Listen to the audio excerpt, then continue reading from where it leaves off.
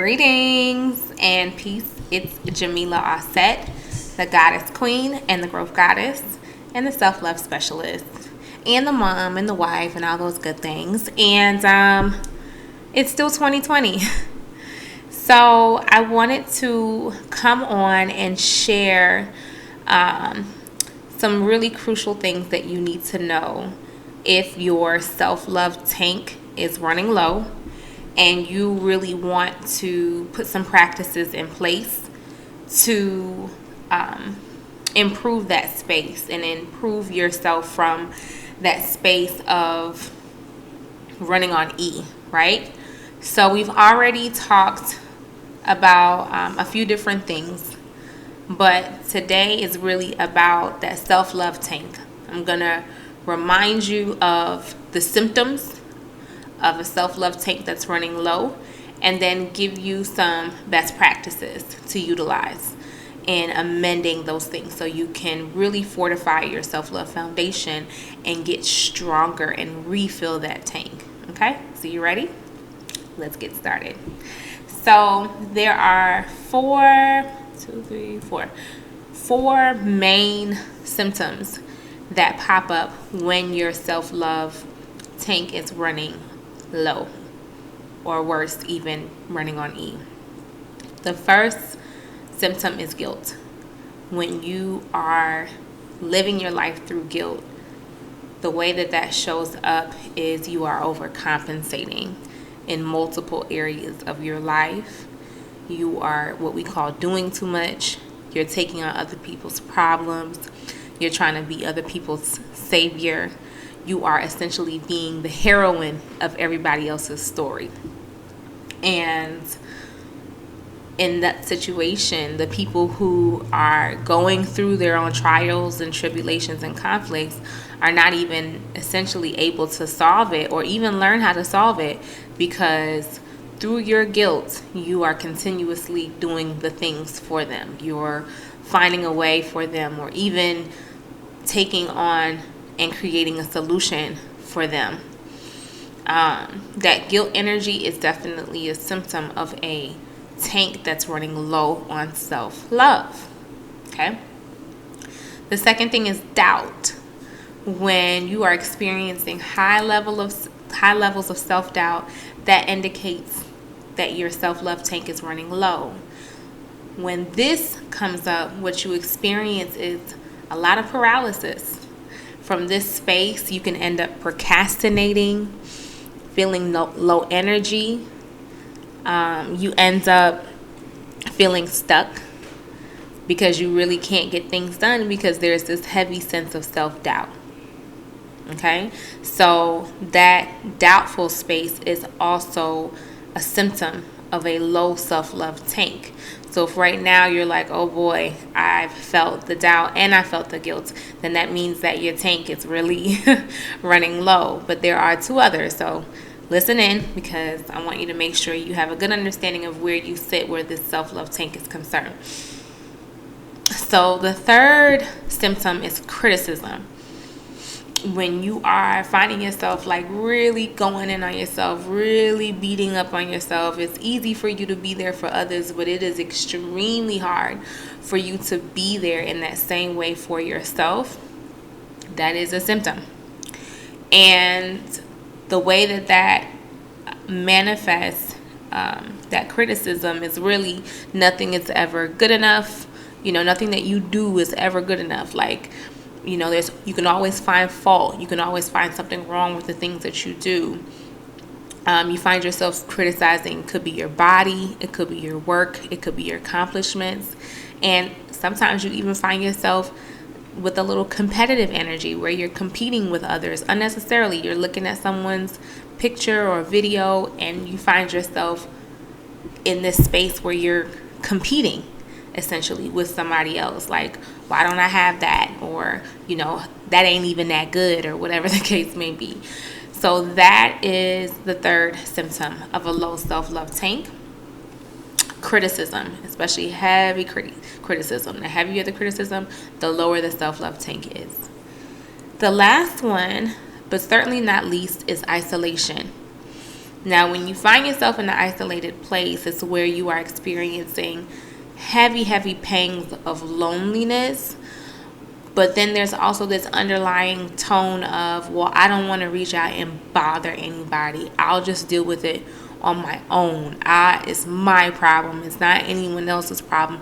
I don't want to be a burden to anyone else. That isolationist energy is also a symptom of a low self-love tank. When you are experiencing that, then that is actually one of the symptoms that has like way more effect on mind, body, and spirit than any of the other ones. Okay, so that's actually a really, really toxic symptom. Now, let's talk about the antidotes, and let's talk about the self-love practices that help to build you out of that gutter, that help to pour fuel in the self-love tank, right? So for the first I'll say this. All of these practices are loving practices that you are going to use as the antidote for the lack of self-love in those areas, right? So with every one of these practices, you do that to restore, to regenerate, to revive these good feelings, these loving feelings where self-love is concerned. So the first loving practice, and this it's going to coincide with the symptom, right? So when we talked about guilt, the loving antidote for guilt is forgiveness. When you are trying to overcompensate and trying to take care of somebody's problems, instead, what you're going to do is you're going to forgive yourself. Instead of saying, I'll do that for you, you're going to say, I forgive myself for not extending myself to do XXX. Okay? So if, your sister says, hey, can you take care of my kids? And you want to say yes because you feel bad, you feel guilty, what you're going to do is you're going to sit in that moment and say, I forgive myself for not taking on my sister's children.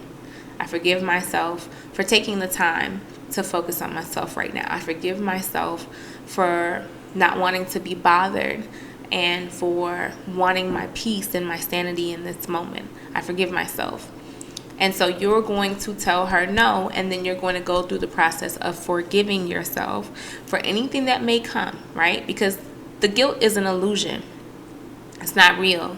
So when you forgive yourself, what you're doing is you're allowing that energy to pass through you. So you're not beating yourself up and saying to yourself, I should do this, I should, and guilting yourself as a result of the things that you just don't want to do. Okay, so you're going to go through the process of doing forgiveness practices any single time you're feeling like that guilt is rising up. Anytime you feel like, oh, I really should and blah, blah, blah. I forgive myself for not wanting to do it and for not doing it in this moment. I forgive myself for not giving that homeless person my last $10. I forgive myself for not allowing my roommate to eat all my food without me saying that I don't like that. I forgive myself. Go through the process of forgiveness. Say no. You're going to use your words and say no. You're going to practice saying no. And then you're going to forgive yourself every single time you say no. The second loving practice really works well with self-doubt. And that practice is the practice of affirmations.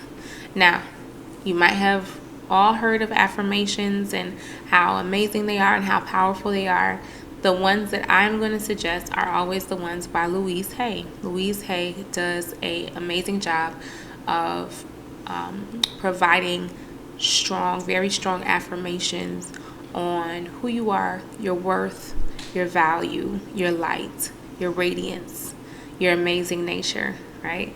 Louise Hay is my go-to for affirmations and the one who I would recommend to you.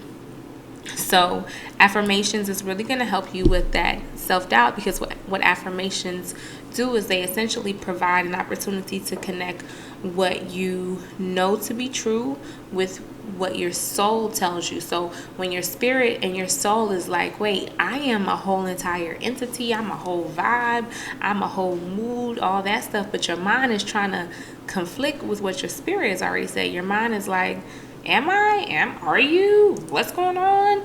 Then what the affirmations are going to do is to put that mind at rest by reminding yourself who you are. Okay, so affirmations are really the loving antidotal practice for doubt.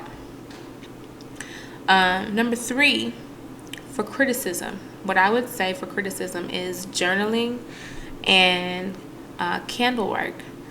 So, with journaling, what you're going to be doing is you're going to be writing down all of the accomplishments that you've had, all of the amazing things that you've already done, all of the, if it's your body that you've been criticizing, you are going to find, yes, I said find. If you don't find, you're going to create a whole list of gems and attributes and beautiful things about your body. And you're going to journal about those things. And you're going to give gratitude for those things. I'm so grateful for my beautiful lips. They are immaculate in their shape. They're the perfect round, juicy plumpness. They allow me to speak with such fluidity and articulation, right? So you're going to focus on one area at a time and really just journal and give that area love, praise, appreciation, gratitude, and really just savor these particular areas of life, body, work, relationships, whatever it is that you are criticizing. You are going to take the time to laud. You are going to take the time to uplift in your journaling exercise. So take out a sheet of paper. I prefer you to take out a sheet of paper because paper and pencil are always more effective than anything that we could do on technology. But you're going to take out your piece of paper and you're going to just journal. You're going to get a candle, a white candle. You're going to light that candle and sit down and just journal and write all the things that you appreciate about your body. Okay. So number 4, isolation. So this one is a toughie because with your loving spiritual practice, what this is going to require you to do is to break out of your comfort zone. If you've ever said, I don't want to be a burden to nobody else, I don't want to put my problems off on nobody else. If you've ever said that, then that means that there's already some resistance in terms of your interaction, your social interaction with other people. And there's some space that you have to grow in the area of vulnerability. There's some room that you have when it comes to being vulnerable and being emotional, and some room amongst developing a really strong sisterhood, a really strong tribe. So if that's the case and you know that I'm speaking to you, then the isolation is because this is also the biggest piece of energy. Like if this is in your self-love tank as one of the issues that's draining you, then it's a pretty big chunk, okay?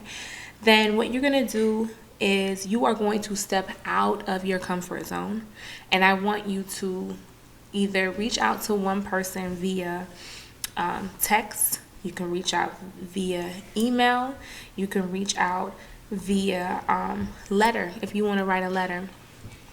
And what you're going to do is you're just going to choose one person mentally and write a letter where you're just venting to them. You're just telling them what's going on in your life. Now, with this, you do not have to send the letter, right? The first steps are always first steps.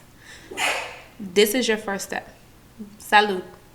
You're going to just write the letter. You're going to just vent and say, whether it is a woman or whether it's a male, whether it's a family member that you want to talk to but you find it hard to open up to and talk to, you're going to just take the time to just write to them and map out what you would say to them and actually have that conversation in your head. Now, it's going to take a tremendous amount of courage, but I want you to actually reach out to someone. A loving practice. Now, I want you to understand this, because I feel like the isolationists are also the most practical.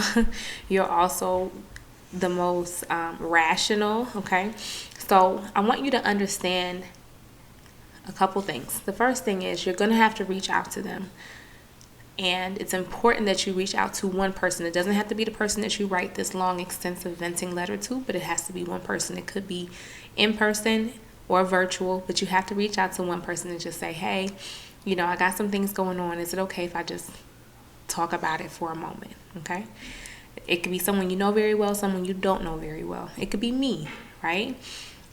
When you become part of our community, there are a number of goddesses and queens that are always welcoming your energy, welcoming you, here to receive you, here to be there for you. If you do not have what you want in terms of a sisterhood, that's what we're here for. And so you're going to reach out. But what I want you to know from a practical sense is the reason why the isolationist is ultimately struggling. I want to show you how self-love and isolation connects, or lack of self-love and isolation connects. When you realize that you are an entire queen who was created and designated to sit on a throne, that you are a bright light, that the way your energy is set up, there are millions of people across the world who would benefit from just being in your presence. When you realize how big you are, you do not say things like, or even think things like, I'm going to be a burden on someone else if I open up and I share the things that are hurting me. Okay? You don't say those things because you realize and you understand how valuable you are to all of us. You realize how valuable you are to the world. You realize how valuable you are to the people who need your medicine, who need what you're here to offer. So you don't say things like, oh, I'm going to be burdening her if I, call her and tell her that I'm stressed out from my relationship or from my job. You realize that it is a gift to have you in your friend's life, your family's life. It's a gift. So you don't see yourself as a burden. Someone who sees themselves as a burden does not love themselves. They don't think highly of themselves. They don't regard themselves in a very high light, in a very high manner. And so a lot of that is likely not even your fault. There might have been times where you went to someone and you went to the wrong person, someone who was also likely struggling with lack of self-love, who their self-love tank was running low as well. And you went to them and they weren't able to be there for you. They weren't able to support you, and you ultimately felt like a burden. What I want you to know is that you're not a burden. You are a gift. And it is an honor. It is an honor to sit and listen to anything that you may have going on, because at the end of the day, you are loved. You are loved. And so it is a deep honor for you to open up and to be transparent emotionally and to talk about how you feel authentically and organically. It is an honor to sit and listen to you, because you are a gift. You're a whole entire gift. So if there's anything in this particular self-love tank anecdotal practice video that you have questions about, please feel free to post your questions so I can answer them. The key to this is really to being able to see which one of those symptoms is eating away at your energy right now, and then to use the practices. Now, let's say you're like, okay, Jamila, like, I really love this particular practice. Can I still use it even though it's not a direct match? Yes, and use the practice that actually goes with the symptom. You can use any one of these that you want, and you can also use these in collaboration. and definitely use the practice that goes with the symptom along with any of the other ones that you want. So I cannot wait to hear and see your feedback and see your comments and see what you think. You can leave a message or a comment and let me know what your thoughts are, and if you decide to implement any of these things, how they worked for you. If you want more information, or if you want to connect with me and the community of goddesses and queens that we are building across the globe, my name is Jamila Offset. Again, the growth goddess, the goddess queen, and the self-love specialist. And you can find me at freethefeminine.com. That is freethefeminine.com. It has been an honor to connect with you, and I cannot wait to do so again. Take care.